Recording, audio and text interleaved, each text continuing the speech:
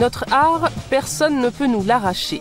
C'est le credo de Sira Sissoko, artiste malienne qui revendique une œuvre ancrée dans le patrimoine de son pays. Dans son atelier de Bamako, Sira Sissoko tisse des œuvres organiques semblables à des pots, composées de papier usagé à qui elle insuffle une vie, objets inertes régénérés par des fibres végétales et même par des racines aphrodisiaques. Portrait d'une artiste pour qui création rime aussi avec transmission. Tout ce qui m'intéresse dans ce travail-là, c'est tout. Mets la main dans la pâte, les fibres, les couleurs. C'est toutes les couleurs qui me fascinent, quoi. Avec le rouge du pinkou, le jaune qui est le galama. Donc il y a le bleu aussi qui est l'indigo. Moi, je pense qu'en Afrique, on doit, pour valoriser l'art africain, on doit utiliser les choses qui sont disponibles chez nous. Ça, c'est le bleu. Ça, c'est l'indigo. Pour obtenir le bleu. Ça, c'est ça. Ça, c'est le galama qu'on utilise pour obtenir cette couleur. Ça, c'est le rouge, c'est les racines du raisin sauvage. Donc, on a à peu près les 3 couleurs primaires qu'on a sous nos mains. Donc, je travaille avec la nature, avec du fibre de coton. Tous les fibres que je peux trouver sur place, je les transforme en œuvres d'art, quoi.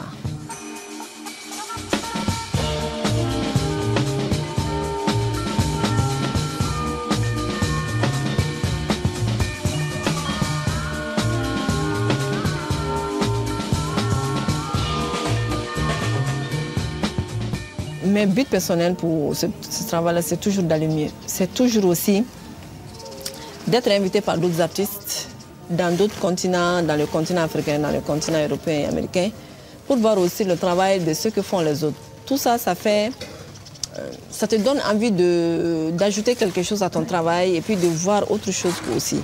Ou bien d'inviter d'autres artistes à venir voir ton travail, de travailler ensemble, de faire des créations, ainsi de suite. Ça donne toujours un plus au travail de l'artiste. C'est pas bien que l'artiste soit recroquevillé sur lui-même et qu'il n'a pas une vie sur l'extérieur.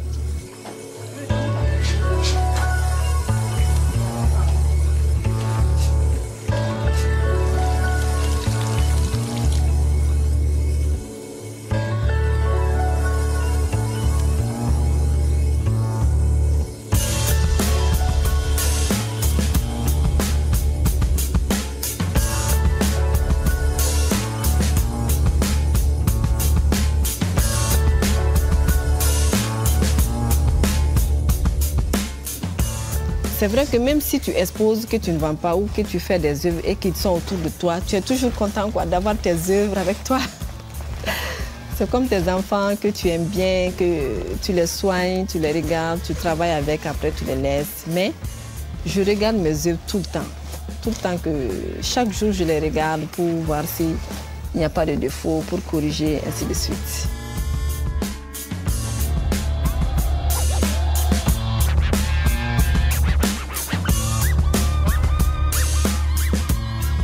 Les femmes dans la société ont beaucoup évolué. Et on espère que ça va continuer plus de l'avant pour le développement de l'Afrique. Je lance un appel aux femmes africaines. Les femmes doivent travailler pour l'épanouissement des enfants, pour l'épanouissement de la société. Donc je lance un appel aux femmes africaines pour qu'elles copient l'exemple des femmes qui font bouger l'Afrique.